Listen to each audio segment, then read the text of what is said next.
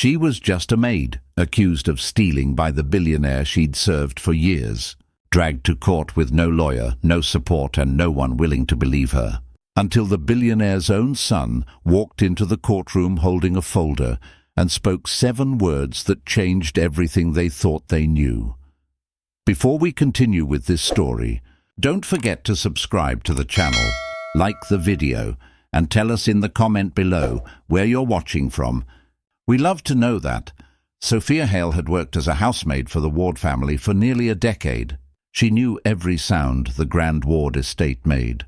The slow hum of the old chandelier, the soft echo of her footsteps down the marble halls, the ticking of the golden clock that never stopped, even when time felt like it should. Every morning she rose before dawn, pressing her uniform, tying her hair back, and walking through those massive doors with quiet dignity. Cleaning, cooking, tending to every detail of the house wasn't just her job. It was her pride. But what made it worth it all was Ethan, Alexander Ward's only son, a small, bright-eyed boy who followed her everywhere as a child, clutching her apron, asking 1,000 questions about the world. Sophia loved him like her own.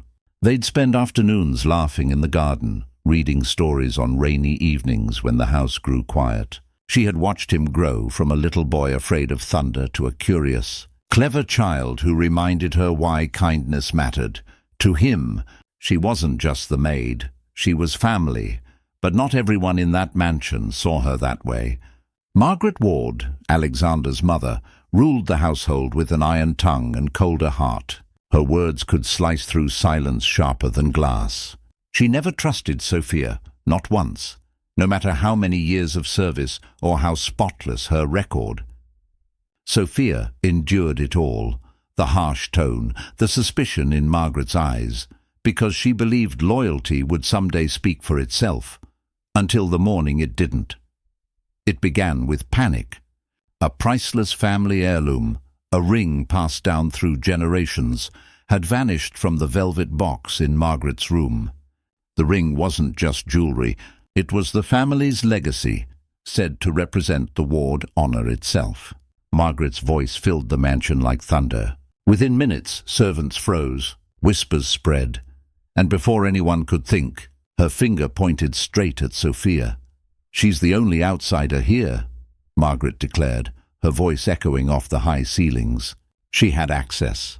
She must have taken it. Sophia's heart dropped. She stared in disbelief, her hands trembling as she tried to speak. "Madam, I swear on everything I have, I didn't touch that ring." But Margaret didn't care. Her glare burned through years of loyalty. "Enough. I should have never trusted you." Alexander appeared moments later, confusion clouding his face. He looked at Sophia, the woman who had cared for his child, and then at his mother, whose rage filled the room. "Alexander, don't defend her," Margaret snapped. "Do what's right for this family." He hesitated, just long enough for the damage to be done. When he finally spoke, his voice was quiet, detached. "Sophia, maybe it's best if you take a few days away from the house, until things are clear." That one sentence, calm, deliberate, distant, cut deeper than any accusation. Sophia's chest tightened. Her lips parted, but the words wouldn't come. She'd served breakfast in that kitchen, cleaned those rooms, celebrated Ethan's birthdays, prayed in that house when his mother passed. And now, she was being dismissed like a stranger. Within hours, police cars lined the circular driveway. Neighbors peeked from their windows as officers entered the grand doors of the Ward estate. They questioned her, searched her small locker, and treated her as though the years of loyalty meant nothing. Margaret stood proudly in the corner, her chin lifted, arms crossed. Alexander stayed silent. Ethan watched from the staircase, his small hands gripping the banister, confusion written across his face as his best friend was led away. At the Riverside Police Department, the noise was harsh, phones ringing, boots echoing on tiled floors. Sophia sat in a metal chair beneath flickering lights, her hands folded tightly together. She had no lawyer, no one to speak for her. They asked the same questions again and again. Where did you hide it? Who helped you? Why would you do it? Each time she said softly, I didn't take it. But her voice grew smaller, weaker, lost beneath the noise of accusation. After hours of interrogation, she was released with a court summons. The charges were not dropped, only postponed. The officer's final words were cold and heavy. You'll get your chance in court, Miss Hale. Don't leave town. When Sophia stepped outside, the evening air hit her like a wall. The sun was setting behind the courthouse, casting a golden light on everything except her. The world she'd built, a decade of quiet devotion, had collapsed in a single afternoon. Her small city flat felt emptier than ever that night. The ticking clock, once a comfort, now mocked her. Her phone stayed silent. No messages from the wards, no apology, not even a question. By morning, the gossip had spread across the downtown district. The maid who stole from her billionaire boss, it was the kind of story people loved to whisper. At the market, faces she once greeted with smiles now turned away. At the cafe, the barista who always saved her favorite pastry acted like she didn't exist. Sophia sat alone at her window that night, the city lights blurred by tears she refused to let fall. She whispered into the quiet, I didn't take it. I didn't. But no one heard her, and for the first time in years she realized what silence truly felt like. Not peace, but exile. All she had left was her name, and by morning even that would be questioned.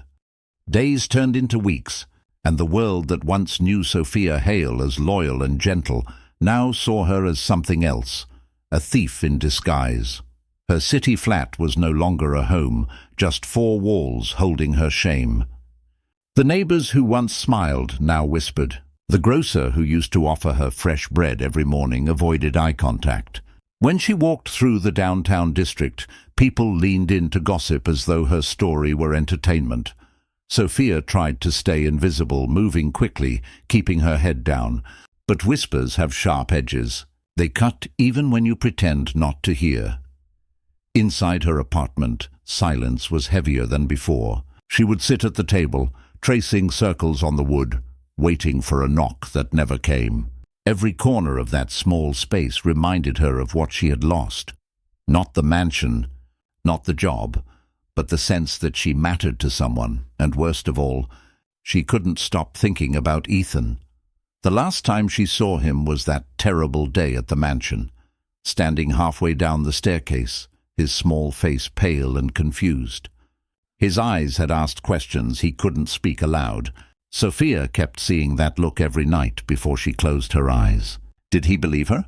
Did Alexander tell him the truth, or had they all turned him against her too? Sophia tried to stay busy, washing, folding, cleaning, as if routine could rebuild what was shattered. But every motion felt meaningless. Her heart wasn't in her hands anymore. It was trapped in that mansion she'd been forced to leave.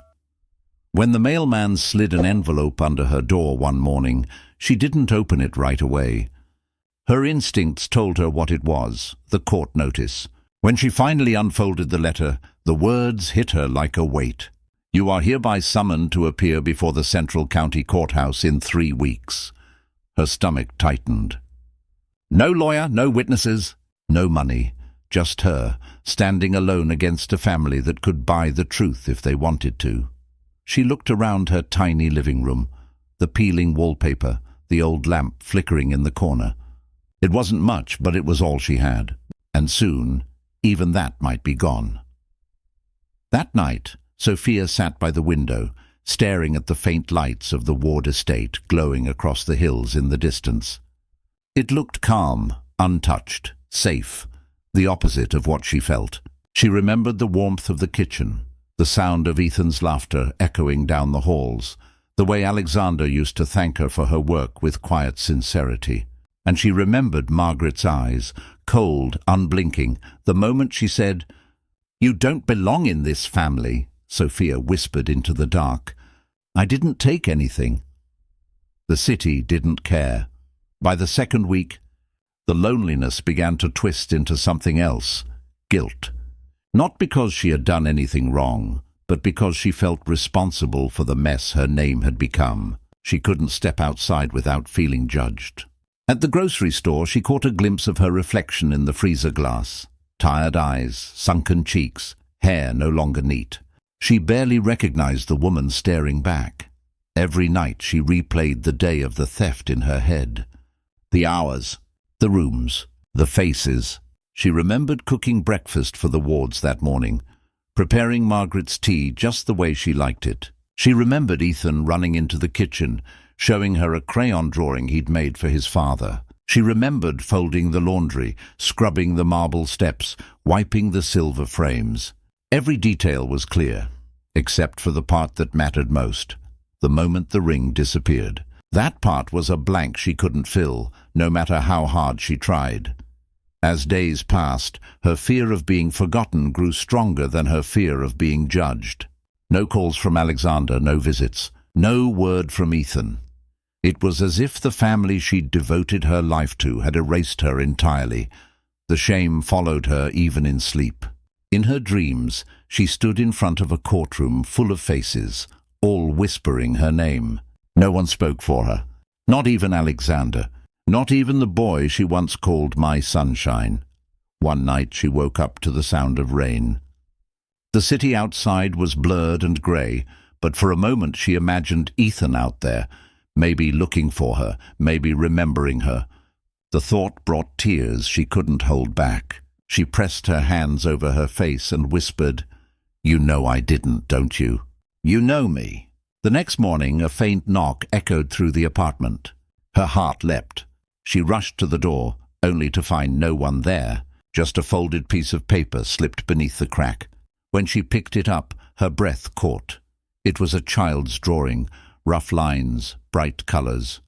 Two figures holding hands beneath a big yellow sun. Her and Ethan. The handwriting beneath it was shaky, childlike. "I miss you." "Don't cry." "I know you didn't." Sophia pressed the drawing to her chest, tears streaming down her cheeks. The paper trembled in her hands, but for the first time in weeks her heart didn't. Someone still believed in her. That tiny piece of hope, drawn in crayon and faith, was enough to steady her again. Enough to remind her who she was. Sophia Hale might have been accused, humiliated and forgotten, but she wasn't broken. Not yet.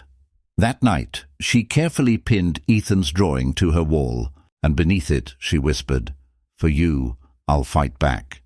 The rain outside continued to fall, washing the streets clean. Sophia knew the world wouldn't forgive easily, but for the first time since that awful day, she found the strength to stand up from her chair, take a deep breath, and whisper a promise to herself, "I'll prove them wrong, no matter what it takes."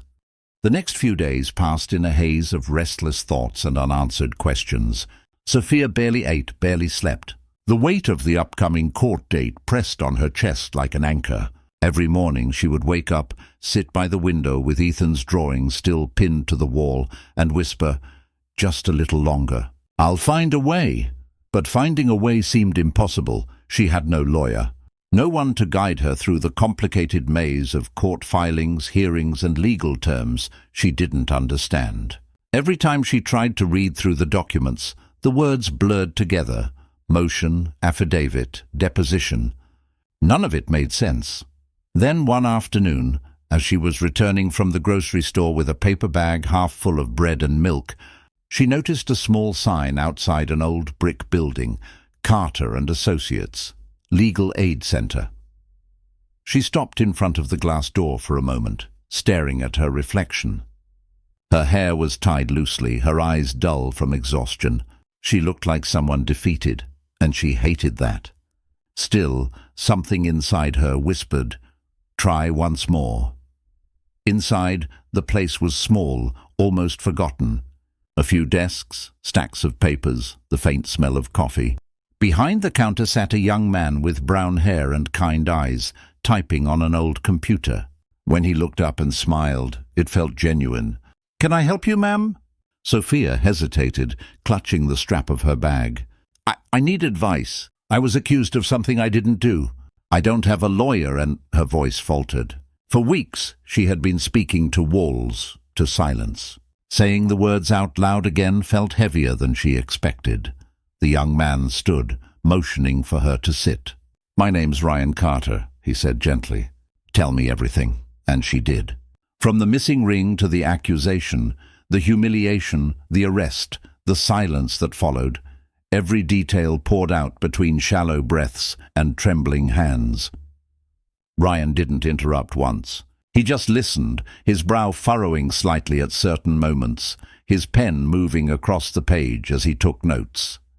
When she finished, he leaned back, thinking for a long moment before speaking. "I'm still in training," he admitted. "But what happened to you? It isn't right. You've been set up to lose before you even had a chance to defend yourself." Sophia looked at him cautiously. "You believe me?" Ryan smiled softly. "I believe what's true, and everything you just said feels honest." Something inside her shifted, a quiet relief, a fragile hope she didn't know she still had.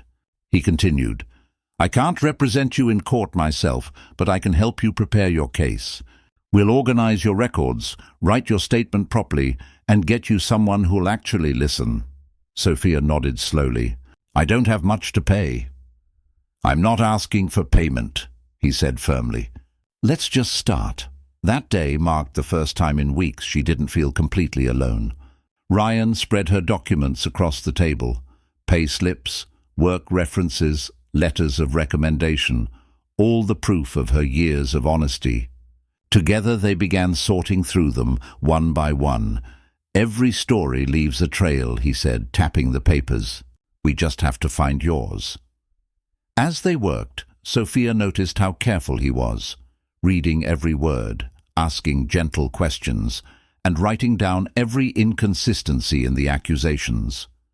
He explained what she could expect in court, what evidence mattered, and what mistakes to avoid.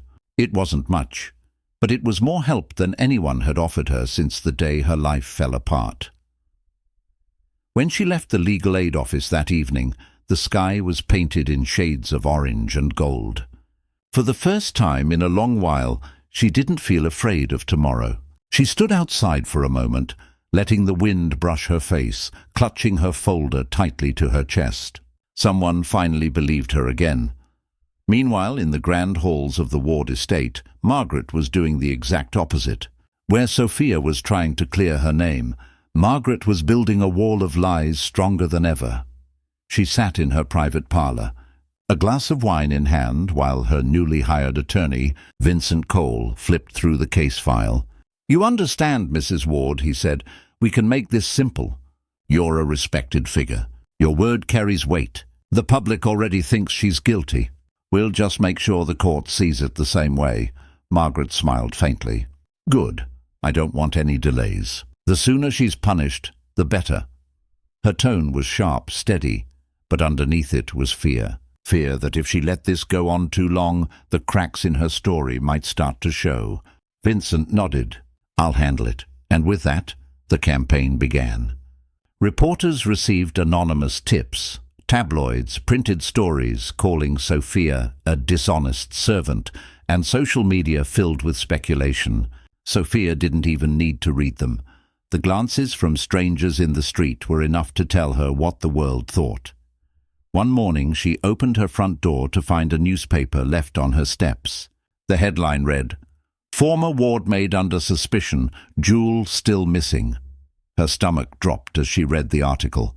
Words like betrayal, deception, and trusted insider jumped out like bullets. She turned the paper over and froze. There was a photo of Ethan and Alexander leaving the mansion together, Margaret beside them, smiling faintly for the cameras. They looked peaceful, united. It felt like the world had moved on, and she had been left behind in its shadow. But that evening, when Ryan came by with a box of neatly arranged files, he looked at her with determination. "Don't read those papers anymore," he said. "They don't decide who you are." Sophia nodded weakly, setting the newspaper aside. "It's hard not to care what they think." "I know," he said softly. "But one day they'll see the truth. We just have to get there first." As he left, Sophia looked once more at Ethan's drawing on the wall. She touched the crayon sun with her fingertips and whispered, "I'll keep my promise." The world had taken everything from her, her job, her name, her peace. But tonight, under the dim light of her apartment, Sophia Hale made herself a vow. They could steal her reputation, but not her truth, and not her fight. The media storm only grew louder. Within days, every local paper and gossip site had the same story: the Ward family betrayed by their loyal Maid. Headlines called her greedy, comment sections tore her apart. People who didn't even know her name a month ago now debated her guilt like it was entertainment. Sophia tried to ignore it, but it was impossible. Even the air around her felt poisoned by judgment. She could feel it in every glance, every whisper that followed her when she walked through the downtown district. But there was one place where she still found calm: Ryan's small, cluttered office at Carter and Associates. Most evenings she would sit across from him as they worked through stacks of papers. The air smelled faintly of old books and coffee. Ryan's voice was steady, careful, patient. He didn't just help her prepare for court. He helped her remember who she was before the lies. One night, while they reviewed her old recommendation letters, Ryan said quietly, "You know, these don't just prove your character.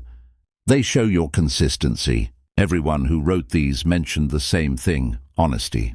That matters." Sophia smiled faintly, her voice almost a whisper. "It used to," Ryan shook his head. "It still does. Truth doesn't vanish just because people stop believing it." His words lingered long after she went home that night. But across town, in the grand halls of the Ward estate, a different conversation was unfolding. Margaret sat beside Vincent Cole in the drawing room, the air heavy with the scent of polished wood and perfume. "She's trying to fight back," Vincent said, placing a file on the table.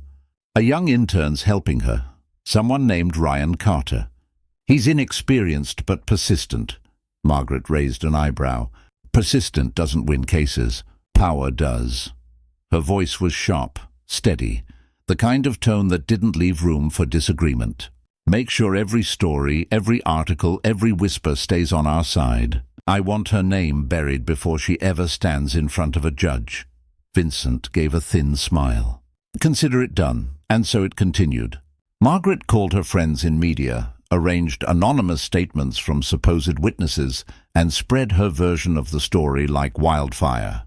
Every headline carried the same message: Sophia Hale, the maid who betrayed her employers. Back in her flat, Sophia read one of those articles late one night and felt sick. Her picture was on the front page. A candid photo taken outside the courthouse, her eyes tired, her hands gripping a folder. The caption beneath it read, "The face of guilt." She wanted to tear the page apart, but instead she folded it carefully and placed it inside her drawer. She didn't know why. Maybe to remember what they'd done to her, maybe to remind herself what she had to overcome. Still, the lies were taking their toll. Every morning she woke up with the same ache in her chest. Every night she found herself staring at the same drawing Ethan had made, wondering if he was being told the same stories, if he, too, believed she had betrayed them across the estate. Alexander Ward sat in his office, watching the evening news replay the story for the third time that week. He didn't speak. He didn't defend her. He just sat there, staring at the television until the anchor's voice became white noise. From the hallway, Ethan peeked in. "Dad," he said softly, "why are they saying those things about Miss Sophia?" Alexander turned the TV off immediately, caught off guard. "Ethan, it's complicated." "She didn't do it," the boy said quickly, clutching the doorframe. "She wouldn't. You know she wouldn't." Alexander looked at him, at the innocence in his son's eyes, and for a brief moment he wanted to agree. But Margaret's voice from earlier that day echoed in his head. "Don't confuse kindness with truth." He forced a smile that didn't reach his eyes. "Go to bed, son. It's late." Ethan hesitated, then nodded slowly. As he walked away, Alexander leaned back in his chair, rubbing his forehead. The truth was gnawing at him, but he wasn't ready to face it. His silence had started as obedience. Now it felt like guilt. Meanwhile, Sophia's loneliness deepened. The closer the trial date came, the heavier each day felt. She had done everything Ryan asked, organized her records, prepared her statements, even practiced her answers. But inside, she was terrified. Terrified not of losing, but of being unheard again. One afternoon, as she was walking home, she saw something that made her stop cold. Across the street, near a shop window, stood Margaret, elegant as ever, wrapped in a cream coat, her head held high. Their eyes met for just a second. No words were spoken, but Margaret's faint smirk said everything. "You'll never win." Sophia's hands clenched into fists at her sides. She didn't move until the older woman stepped into her car and disappeared down the street. That smile burned in her mind long after the moment passed. That night, she couldn't sleep. She sat at the table, Ethan's drawing beside her, her documents spread across the wood. Ryan's words echoed again in her head. Truth doesn't vanish just because people stop believing it. So she made herself a promise. Even if the whole world stood against her, she wouldn't let Margaret's lies define her story. The next morning, she dressed neatly, gathered her files, and walked straight into Ryan's office. Her voice was firm for the first time in weeks. "Let's finish this," she said. "I want to be ready for court." Ryan smiled, relief and pride in his eyes. "That's the spirit," he said. "Let's fight for what's right, no matter how long it takes." Outside, the city moved as usual. People hurried past, unaware that in a small office above a dusty street, a broken woman had just begun to rebuild herself. She wasn't just preparing for trial anymore.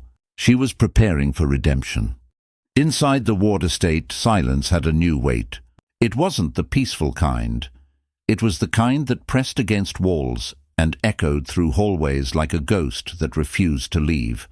Ethan Ward, once cheerful and bright, had grown quieter since Sophia's departure. He no longer ran through the house with a toy in hand or filled the halls with laughter. His notebook sat unopened, his toys untouched. The house was spotless, polished, but lifeless. Margaret noticed his silence, but brushed it aside. "Children forget," she said whenever Alexander expressed concern. "He'll move on." But Ethan hadn't forgotten. Every night before bed, he'd whisper a single line under his breath. "Good night, Miss Sophia." Alexander heard him once through the half-open door. The sound stung more than he cared to admit. In the mornings, Ethan would sit at the kitchen table, staring at his untouched breakfast while his grandmother read the newspaper, the same paper that kept Sophia's story alive. Every headline was a reminder of how far she had fallen. Alexander hated those mornings, not just because of the articles, but because of what they reflected back at him, a man too afraid to stand against his own mother. Margaret, meanwhile, grew more confident with every passing day. She spoke to reporters, smiled for cameras, hosted charity luncheons, all while pretending her family wasn't the one that had destroyed an innocent woman's life. She would often say, "The truth always reveals itself," and in a twisted way, she was right. It just hadn't revealed her truth yet. Sophia, on the other hand, spent her days buried in preparation. Her small city flat had transformed into a war room of sorts, papers taped to the wall, photos spread across the table, and sticky notes marking every inconsistency in Margaret's timeline. Ryan would visit every evening, carrying a thermos of coffee and a stack of new printouts. They would work side by side until late into the night. One evening, Ryan looked up from a document and said, "You realize you remember every tiny detail about that day?" Sophia gave a faint, tired smile. "When your life depends on it, you remember everything." He nodded. "Good. That's how we'll win this." She wasn't sure she believed him, but the conviction in his voice was enough to keep her going. Still, as the court date approached, her anxiety grew sharper. Sleep became a luxury she couldn't afford. Every time she closed her eyes, she heard Margaret's voice, cold, certain, cruel. "You don't belong in this family." She'd wake up in a sweat, her hands shaking, only to see Ethan's drawing pinned to the wall, her only reminder that someone still saw her as more than a name in a scandal. She'd whisper, "For you, I'll keep going." The night before the hearing, she stood in front of her small mirror, adjusting her clothes. She had nothing formal left except her old maid uniform, freshly washed, pressed and carefully folded. She looked at it for a long time, then slowly slipped it on. It wasn't a symbol of shame anymore. It was a symbol of who she truly was, honest, hard-working, and loyal to the very end. The next morning, she walked into the Central County Courthouse with her head high, holding a plain folder close to her chest. The building's marble floors gleamed beneath the morning light, and every sound, footsteps, whispers, the faint rustle of papers, seemed magnified. People turned to look as she passed. Some whispered, some avoided her eyes. But Sophia didn't flinch. She had already faced worse: public humiliation, betrayal, silence. This was just another battlefield. When she reached the courtroom doors, Ryan was already waiting for her, his sleeves rolled up, his expression calm. "You're ready," he said simply. Sophia nodded, even though her heart was pounding so loud she could barely hear her own breath. Inside, the room was packed. Reporters, photographers, and curious onlookers filled the benches. The air buzzed with expectation. The fall of a servant always made for good spectacle.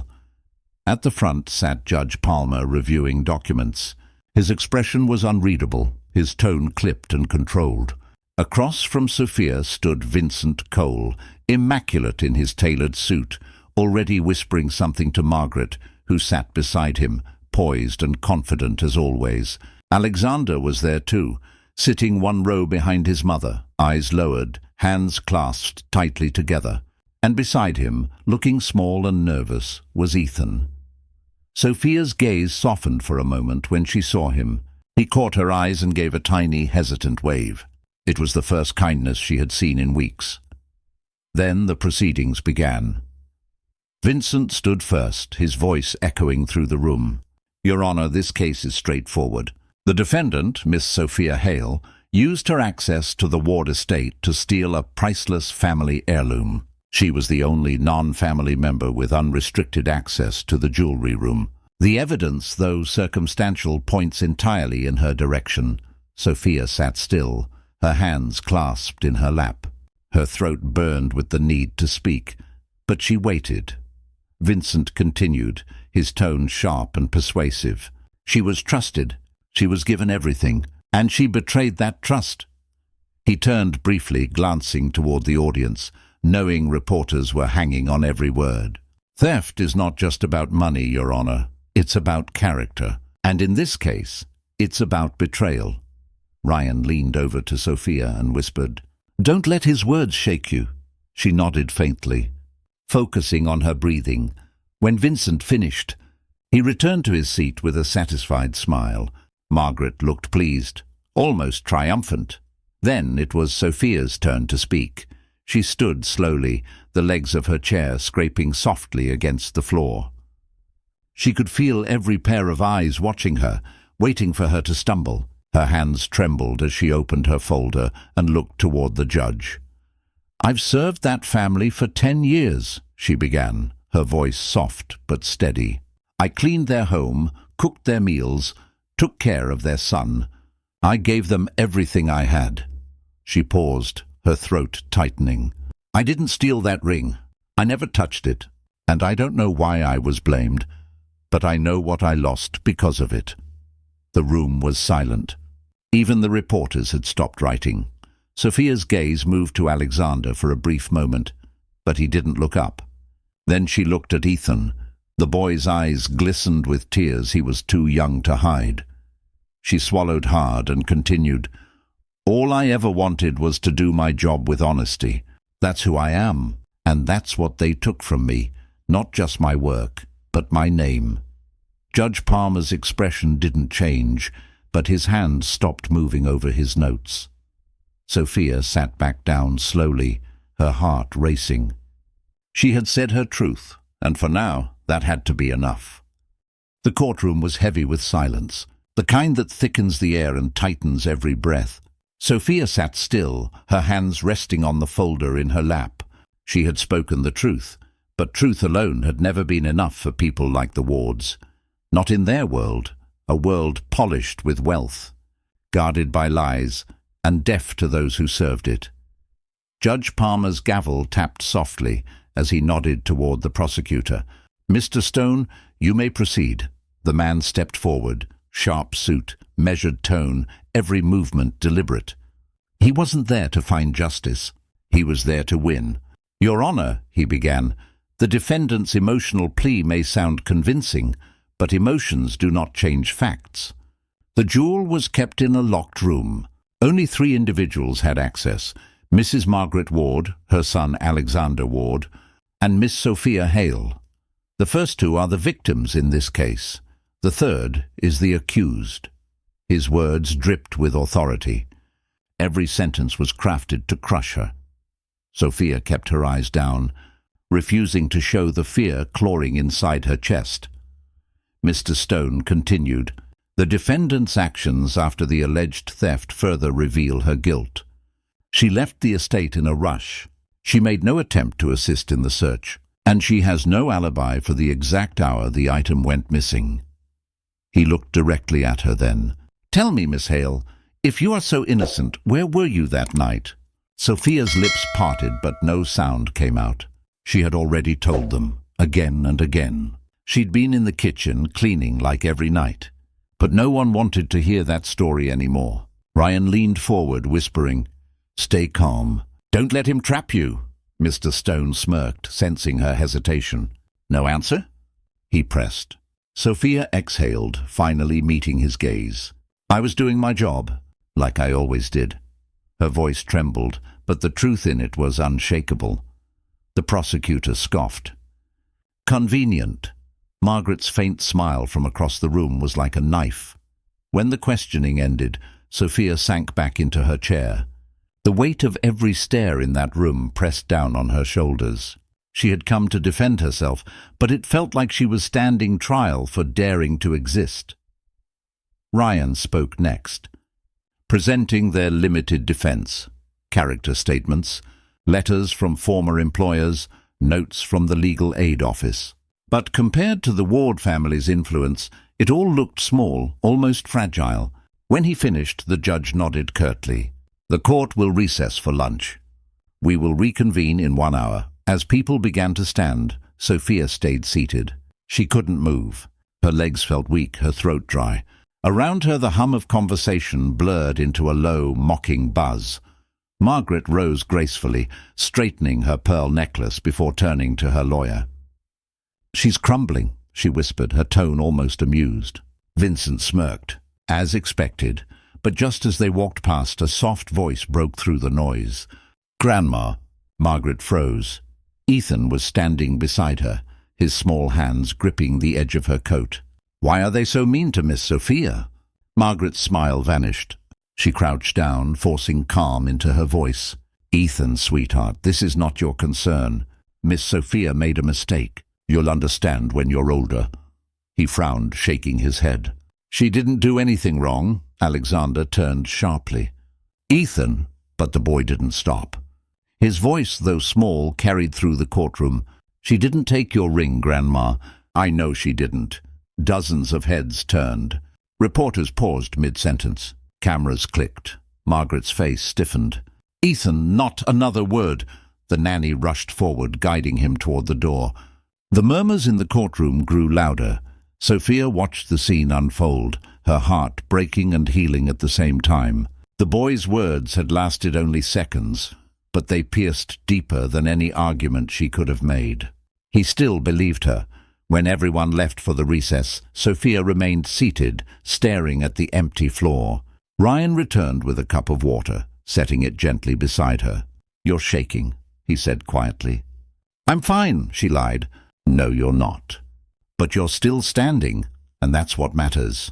He hesitated, then added, "You know, sometimes truth needs an audience brave enough to listen." Maybe he's the one who'll make them listen. Sophia looked toward the door where Ethan had stood moments ago.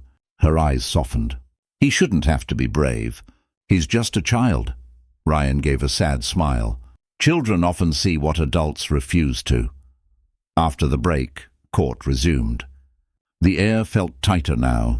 Whispers about Ethan's outburst lingered.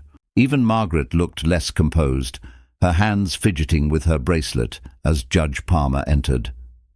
The afternoon dragged on with more witnesses, former staff, neighbors, even a security guard who claimed he'd seen Sophia near the jewelry room. None of them had proof. But proof wasn't what mattered here. Perception was. By the end of the day, the judge announced the trial would continue the following week. Sophia would have to return again, face the same eyes, the same whispers. As the crowd dispersed, Alexander stayed seated. He watched Sophia gather her papers slowly, her back straight despite everything. Something inside him shifted, an ache he couldn't name. He remembered nights long ago when she used to stay late to comfort Ethan after his mother's passing. He remembered the warmth she brought into a house that otherwise felt like stone. And for the first time, he felt ashamed of his silence. When Sophia finally stepped out of the courthouse, the evening light had faded. Cameras flashed, questions were shouted, but she didn't stop. Ryan walked beside her quietly. "You spoke with courage today," he said softly. She shook her head. "Courage doesn't win trials, Ryan. Power does." "Maybe," he replied, "but courage changes people. And someone inside that courtroom changed today. I saw it." Sophia didn't ask who he meant. She already knew. Days passed like a slow, painful countdown. The next hearing was approaching, and though Sophia kept her composure, her mind refused to rest. Every sound, the ticking clock, the echo of footsteps in the hallway, the faint hum of the refrigerator, felt amplified in the silence of her small apartment. She had been branded a thief, shamed in public, and yet somehow she still found the strength to wake up every morning and fight. Ryan continued visiting almost daily. He'd bring folders full of notes, records, and lists of inconsistencies he found in the case files. Sophia's kitchen table was covered with evidence, timelines, photos, statements. But no matter how much they uncovered, none of it felt strong enough to turn the tide. Then, one evening, as the sun dipped low behind the buildings, Ryan entered the apartment with a different look in his eyes. There was excitement there, cautious but real.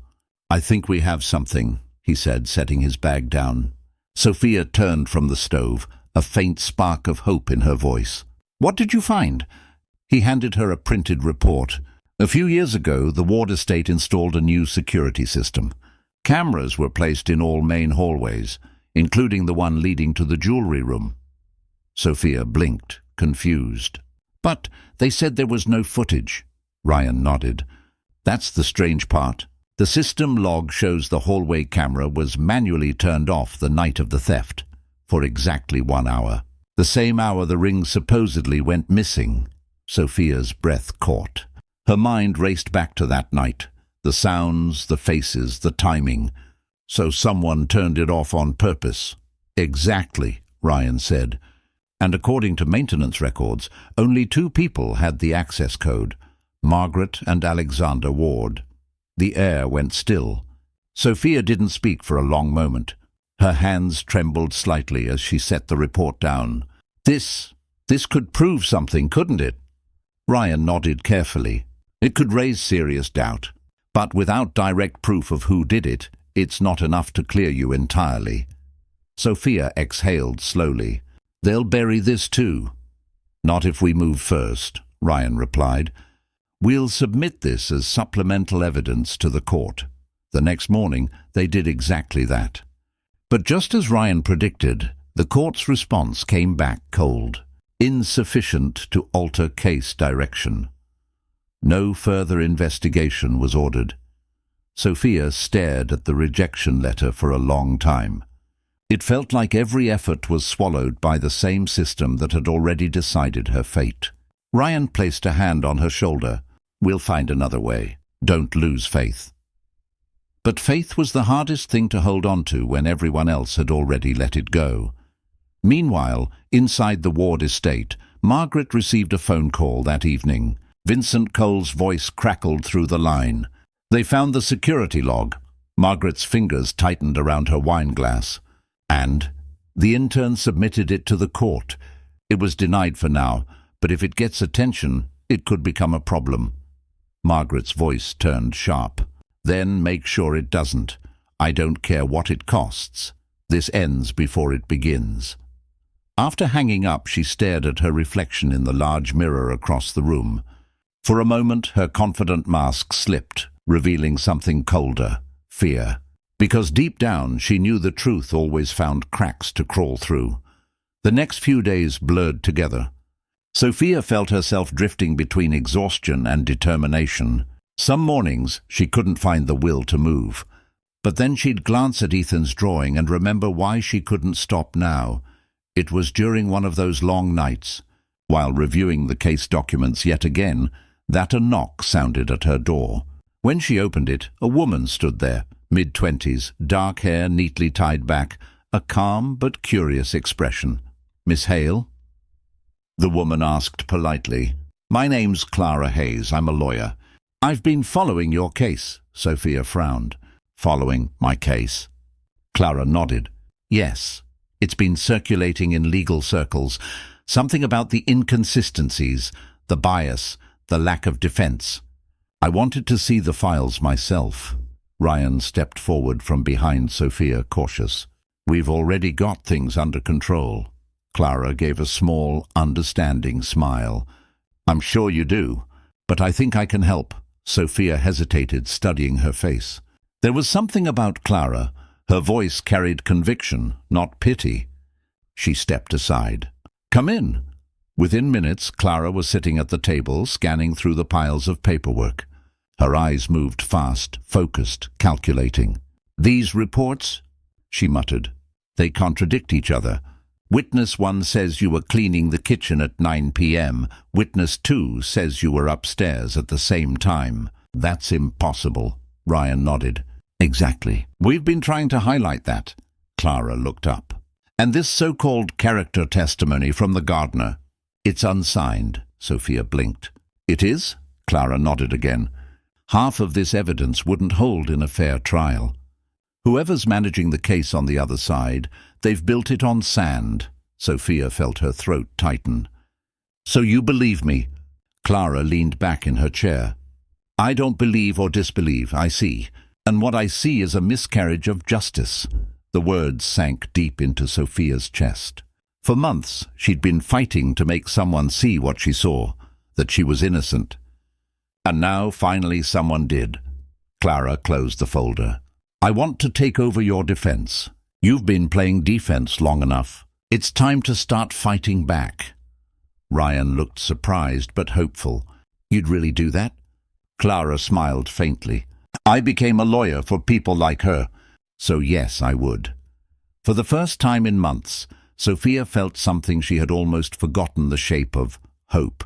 But more than hope, there was a spark of something stronger. Fire. That night, as Clara walked home under the streetlights, she couldn't shake the feeling that this case was bigger than anyone realized. And inside Sophia's apartment, as the rain began to fall against the window, she looked once more at Ethan's drawing and whispered to herself, "This isn't the end. Not yet." The next few weeks changed everything. Clara Hayes moved fast, faster than Sophia had thought possible. She spent long nights at her small office, poring over transcripts, analyzing court records, and highlighting every inconsistency that had been overlooked. Her desk was covered in notes, half-empty coffee cups, and printouts marked with red ink.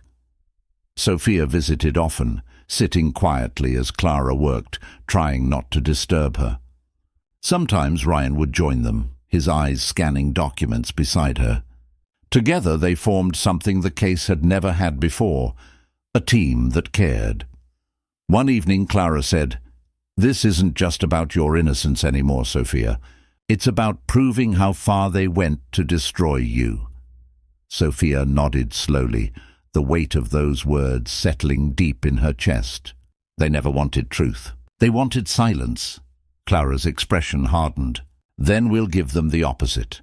She began filing formal motions for re-examination of evidence, requests for internal court audits, and new witness interviews. Each document she submitted was another crack in the perfect image Margaret Ward had built around her lies. And cracks, once they start, have a way of spreading.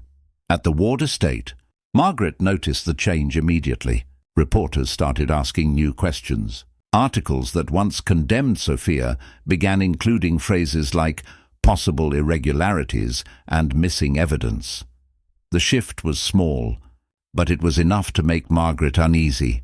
She called Vincent Cole to her private parlour one morning. "What's happening?" she demanded, her voice cold. Vincent adjusted his tie nervously. "There's a new lawyer on her side. Clara Hayes, young but aggressive. She's pushing the court for evidence reviews." Margaret narrowed her eyes. "Then stop her." Vincent hesitated. "I can't stop her without drawing attention. If I push too hard, the court might suspect interference." Margaret's patience snapped. "You were hired to protect this family. Do your job, Vincent." He gave a stiff nod, but his silence spoke volumes. The tide was turning, and he knew it. Meanwhile, at home, Ethan had grown more restless. His father's silence frustrated him, and his grandmother's sternness frightened him. Every time he asked about Sophia, Margaret's face would harden. One night, as she tucked him into bed, he asked softly, "Grandma, why are you so scared of her?" Margaret froze for a second before forcing a smile. "Scared? Don't be silly, darling. I'm protecting our family." "From what?" "From betrayal."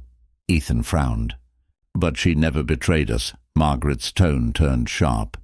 "Enough." Her voice cut through the quiet like a knife. "If you keep asking questions about her, I'll have to send you away to school. Far from here. Do you understand?" The boy's eyes filled with tears, but he nodded. When she left the room, he sat up in bed, staring at the dark ceiling. He didn't understand everything, but he understood fear. And that night, for the first time, he felt it not for Sophia, but for his grandmother. Across town, Clara kept digging. One late afternoon, she visited the courthouse archives, a dim, dusty room filled with old case files.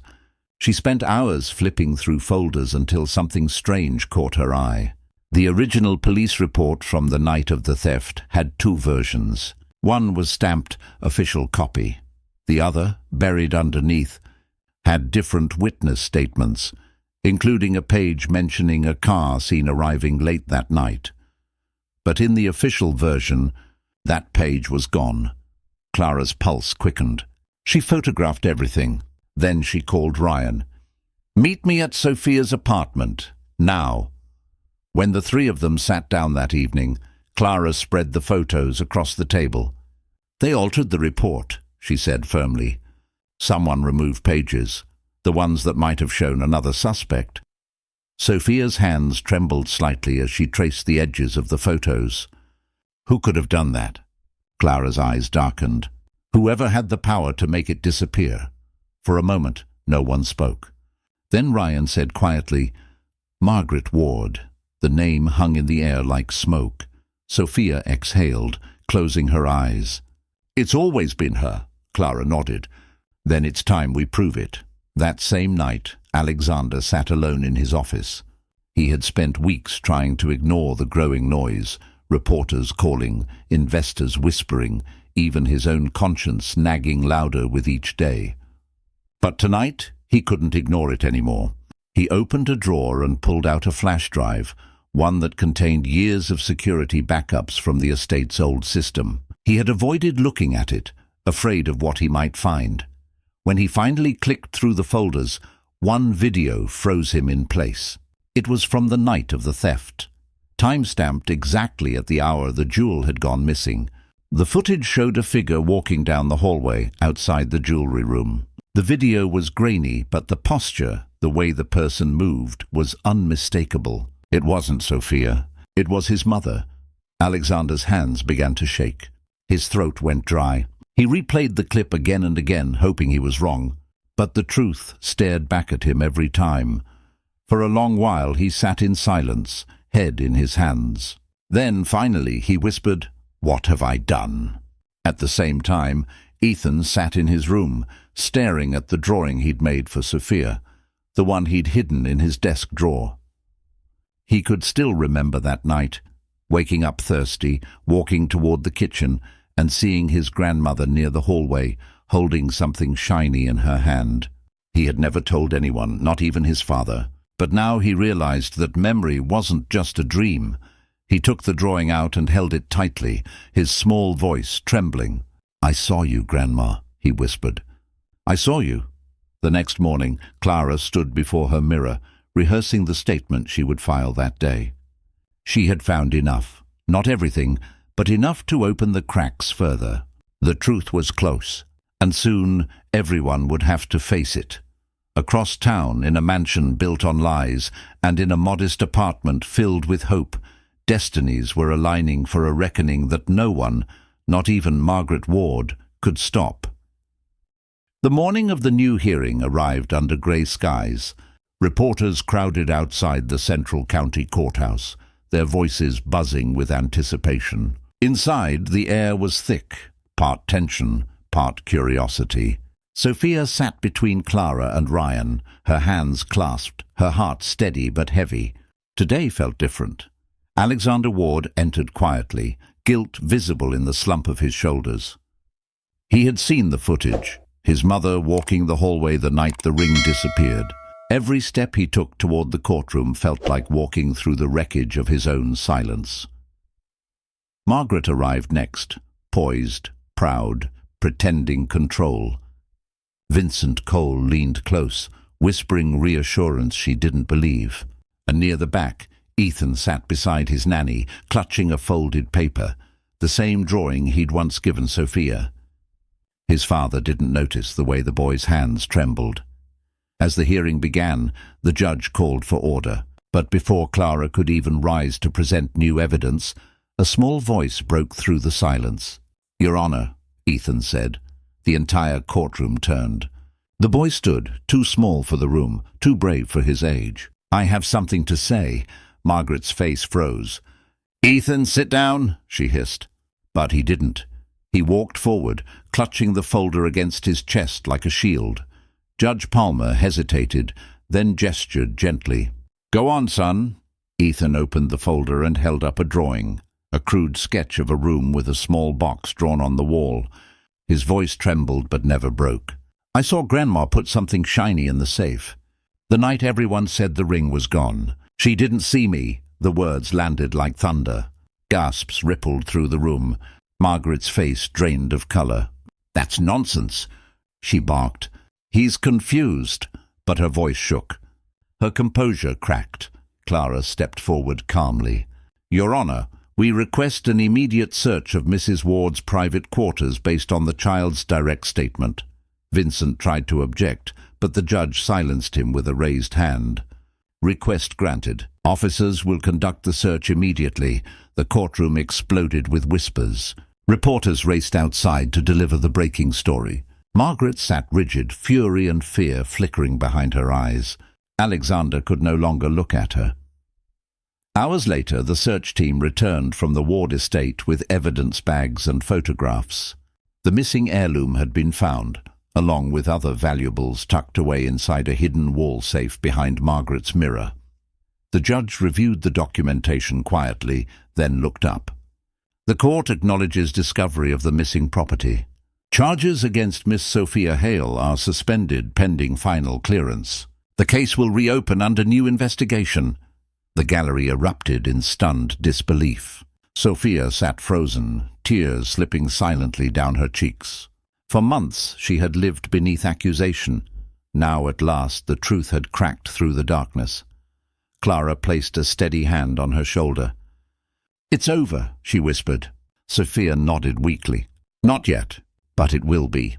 Across the room, Alexander rose and approached his son. "You did the right thing," he said softly. Ethan looked up, confused. "But I made Grandma sad."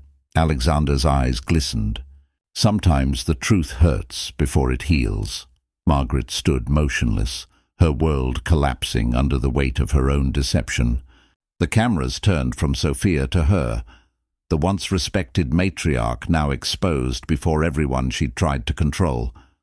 Reporters swarmed the steps outside. Clara shielded Sophia from the flashes as they exited. Ryan followed close behind, his voice steady. They'll all know now. They can't erase what happened. Sophia looked at the horizon, the grey sky breaking just enough to reveal a trace of light. For so long, she said softly, I just wanted someone to listen. Ryan smiled faintly. They finally did. As they reached the courthouse doors, Ethan ran ahead and turned back toward her. You can come home now, Miss Sophia, he said. She crouched, tears returning, this time warm, not bitter. I already am home, she whispered, hugging him tightly. Inside, the judge's gavel echoed one last time. Outside, cameras flashed, capturing the moment the world began rewriting her name, not as the maid who stole, but the woman who survived. For the first time in months, Sophia Hale stood in the daylight without shame. She had lost everything, her home, her reputation, her peace, yet somehow she had found what mattered most, her truth. The truth had finally surfaced, but Sophia's story wasn't over.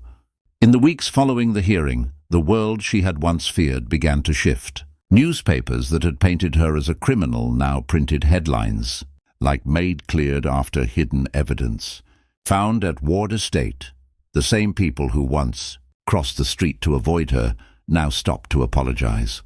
But Sophia didn't want their pity. She wanted her peace. Inside the Ward Estate, silence had returned, this time heavy with shame. Margaret Ward, stripped of her authority, faced her own reckoning. The investigation proved she had hidden the ring to frame Sophia, a cruel attempt to protect her image after feeling replaced in her grandson's heart. The court ordered her to house arrest and removed her control over the family's finances. For the first time, the empire she ruled through fear was no longer hers to command. Alexander handled the fallout with quiet regret. At a press conference, cameras flashing, he said the words the world needed to hear. I failed someone who showed us nothing but loyalty. I believed lies because they were convenient, and for that I am deeply sorry. He didn't try to justify his silence. He faced it. Reporters asked about Sophia, if she would return to work, if the family would reconcile. Alexander answered simply, she doesn't owe us anything. We owe her everything. Sophia watched the broadcast from her apartment, tears in her eyes. For months she had imagined this moment, but now that it had come, there was no triumph in it, only closure. She wasn't interested in revenge. She wanted to rebuild. That evening, a knock came at her door. It was Clara, holding a stack of documents. The investigation's officially over, she said with a smile. You're free, fully cleared. No more hearings, no more questions. Sophia exhaled deeply, the breath of someone who had been holding pain too long. Thank you. For everything, Clara shook her head. Don't thank me. Thank yourself for not giving up. Ryan joined them a moment later, carrying coffee and a newspaper. On the front page was a photo of Sophia leaving the courthouse with Ethan by her side. The caption read, Innocence restored. Clara set her coffee down. There's something else you should know, she said. Alexander's starting a foundation, one that helps women wrongfully accused or silenced by power. He wants you to run it. Sophia blinked. Me? You, Clara said. He wants you to lead it, not as a symbol, but because you know what it means to fight alone. At first, Sophia refused. She had dreamed only of peace, a quiet life without cameras or questions. But Clara looked at her gently and said, sometimes peace isn't silence. Sometimes it's purpose. Those words stayed with her. 2 weeks later, Sophia stood in a small downtown office that had once been empty and forgotten. A new sign glimmered above the door, the Ward Justice Foundation. It was modest, a few desks, a waiting area, a single file cabinet, but it was real. Clara became the Foundation's legal advisor. Ryan joined as research coordinator. Together, they built something meaningful from the ruins of Sophia's past. They met women who had lived through stories like hers, unheard, blamed, erased, and offered them help, legal aid, and dignity. The press tried to turn her into a symbol again, but Sophia avoided the spotlight. When asked by reporters what she wanted now, she gave the same answer every time. "I don't want fame or forgiveness. I just want a world where truth doesn't need to scream to be heard." Meanwhile, at the ward home, life changed quietly. Alexander focused on rebuilding his company with transparency. Ethan, no longer shadowed by guilt or silence, spent weekends at the Foundation office helping Clara sort files and making Sophia laugh again. Sometimes when he hugged her goodbye, he would whisper, "I'm glad I told the truth." And she would always reply, "I'm proud you did." As for Margaret, she spent her days confined to her parlour, the same place she had hidden the ring that destroyed her family's name. The mirrors were gone now, replaced by empty walls. Her empire of control had ended not with scandal, but with silence. Months later, the Foundation held its first public event, a small gathering for families who had suffered wrongful accusations. Sophia stood at the podium looking at the crowd. Her voice was calm, resolute. "I once thought losing everything meant the end of life as I knew it," she said. "But sometimes you have to lose your old world to build a better one." The room erupted in quiet applause. Behind her, Clara smiled. In the front row, Ethan waved. As the event ended, Sophia stepped outside into the golden light of evening.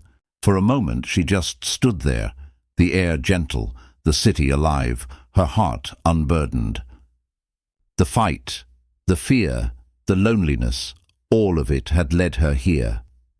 She thought of the girl she'd once been, the maid with trembling hands and a voice the world refused to hear, and whispered softly, "You made it."